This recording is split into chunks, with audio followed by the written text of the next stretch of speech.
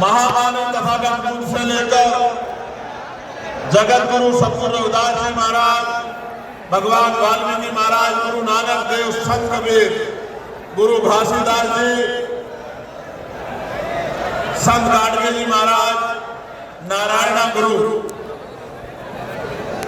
और बाकी उन संतों को भगवान महावीर जैन, जिन्होंने भारत में सामाजिक, आर्थिक, राजनीतिक परिवर्तन के लिए आंदोलन चलाए हैं, उन सबको नमन करता। आधुनिक भारत में वंचितों के मुक्तिदाता राष्ट्रपिता ज्योतिबा फूले, आरक्षण के जन्मदाता, आरक्षण के पैरोकार, सामाजिक न्याय के छत्रपति साहू जी महाराज, करोड़ों शोषितों, वंचितों, महिलाओं, नौजवानों, किसानों, कर्मचारी, मजदूरों के नेता, उनके मार्गदर्शक, उनके मुक्तिदाता डॉक्टर बाबा साहब अम्बेडकर को भी नमन करता है। मां सावित्रीबाई फूले, मां फातिमा शेख, मां अवंतिकाबाई होलकर, मां झलकारी बाई, मां रमाबाई, ईवी पेरियार रामानायकर स्वामी, पेरियार यादव, जिनको मैं संघर्ष के नायक के तौर पर देखता हूं, बाबू जगदेव प्रसाद कुशवाहा, इनको बिहार का लेनिन भी कहा जाता है, जननायक कर्पूरी ठाकुर,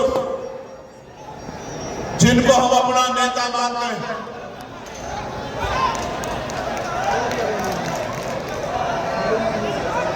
महामना रामसु वर्मा, चौधरी महाराज सिंह भारती, बाबू शिवदयाल चौरसिया, संतराम प्रजापति, बर्मानंद लोगी जी, मान्यवर दीना भाना वाल्मीकि और मान्यवर शास्त्री काशीराम जी को भी नमन करता हूं। और अगर बिहार में आके श्रद्धेय बाबू जगजीवन राम को भी आप याद नहीं करते तो ये एक बहुत बड़ा धोखा हो जाएगा। तो मैं बाबू जगजीवन राम साहब को भी नमन करता हूं, उनको भी याद करता हूं, क्योंकि उनका योगदान भी कम नहीं है। जितना योगदान उनका है, हाशिए पे पड़े समाज को सरकारी नौकरी देके जिस तरह से उन्होंने खड़ा किया है, ये भी कोई और शायद नहीं कर पाता।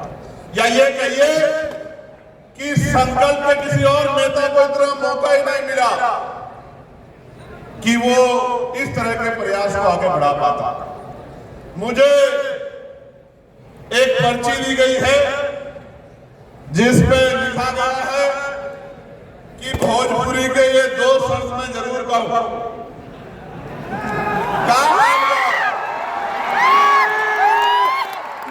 ठीक बाबू साहब, और ये मैं समझता हूं कि ठीक तो नहीं। जब तक बिहार में एनडीए की सरकार रहेगी तब तक ठीक कैसे रहेगा मुझे बताओ। तो आप कह रहे हैं ठीक है, अच्छी बात है, लेकिन मैं मानता हूं कि ठीक नहीं है, ठीक करना पड़ेगा।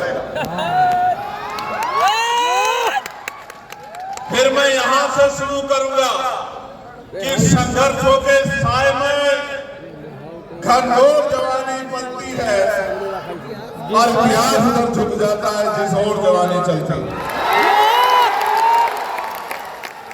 आज का ये महान दिन जिसमें मुझे और आपको यहाँ इकट्ठा होने का मौका मिला है, मैं आज इस विशेष दिन पर जो भीम आर्मी का स्थापना दिवस है, मैं 10वें स्थापना दिवस और द्वितीय अधिवेशन की आप सबको बहुत बहुत बधाई देता हूं, बहुत बहुत मंगल कामनाएं करता हूं। प्यारे साथियों, मैं सबसे ज्यादा धन्यवाद करूंगा मातृशक्ति का, जो इतनी बड़ी संख्या में आज अपने बच्चों को, अपने भाइयों को आशीर्वाद देने के लिए यहाँ पहुंची है। मैं दोनों हाथ उठाकर उनको बहुत बहुत प्रणाम करता हूं, जय भीम करता हूं। साथ साथ मैं इस नौजवान सैलाब को भी धन्यवाद देता हूं। मुझे मीडिया के लोग पूछते हैं कि ये भीम आर्मी के लोग कहां से आते हैं, अब मैं उनसे ये कहता हूं कि आंधी को रोका जा सकता है, तूफान को रोका जा सकता है,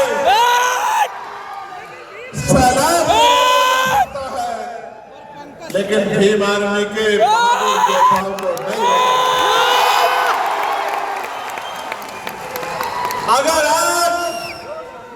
अगर आज मैं यहाँ खड़ा हूं और बिहार की धरती पे खड़ा होकर बोल रहा हूं, अगर आज मैं लोकसभा का भारत की सबसे बड़ी पंचायत का मेंबर हूं, उसका श्रेय अगर किसी को जाता है तो भीम आर्मी के बहादुर साथियों को जाता है।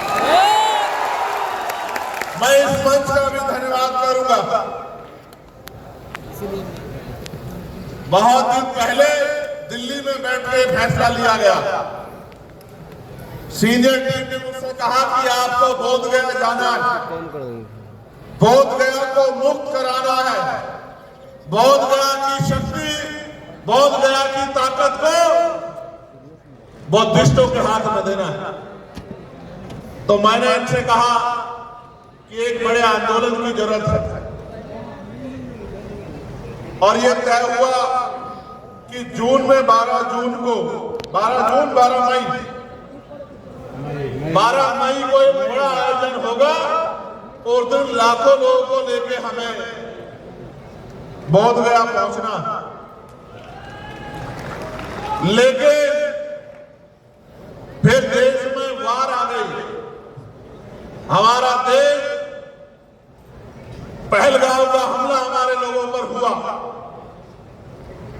बताया गया कि धर्म पूछ के मारा गया, और ये किसी भी कीमत पे बर्दाश्त करने योग्य नहीं थे। इसलिए वो परमिशन कैंसिल कर दी गई, वो कार्यक्रम कैंसिल कर दिया गया। और बाद में जब ये लग रहा था, मीडिया ने तो ऐसा माहौल बनाया पूरा पाकिस्तान का बजा कि ऐसा लगा कि पाकिस्तान नक्शे से ही खत्म हो जाएगा। मैं धन्यवाद दूंगा भारत की महान मीडिया को, बहुत बहुत धन्यवाद। जो काम सरकार नहीं कर पाई, आपने टीवी चैनल के माध्यम से कर दिया। इस्लामाबाद पहुंच गए हैं, रावलपिंडी पहुंच गए हैं, कराची पहुंच गए हैं।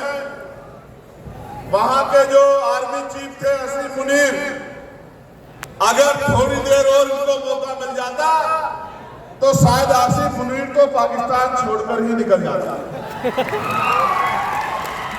मैंने भी अपने साथियों को फोन किया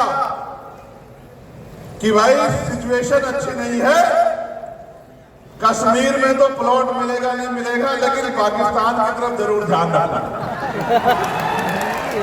schedule caste, schedule tribe, backward के जिन लोगों पे जमीन नहीं है, उनको जमीन भी दिलाने का काम हम लोग करेंगे। मीडिया के चैनल में बैठे एक्सपर्टों ने तो इस तरह का माहौल बनाया, ऐसा लगा कि यहां से घुस गए हैं, सूत्रों द्वारा पता लगा यहां से घुस गए हैं। मैं ये कहता हूं कि अगर वॉर भी ना हो, क्योंकि वॉर किसी देश के लिए अच्छी बात नहीं है, वॉर में जान जाती, आर्थिक नुकसान होता, बंटवारे होते, दूरियां पैदा होती, लेकिन अगर मीडिया का बस चले तो ये वॉर करवा देते। इसलिए उस दिन मैंने महान मीडिया के आगे प्रणाम किया और ये तय किया कि इनकी सारी बातों पे भरोसा नहीं करना।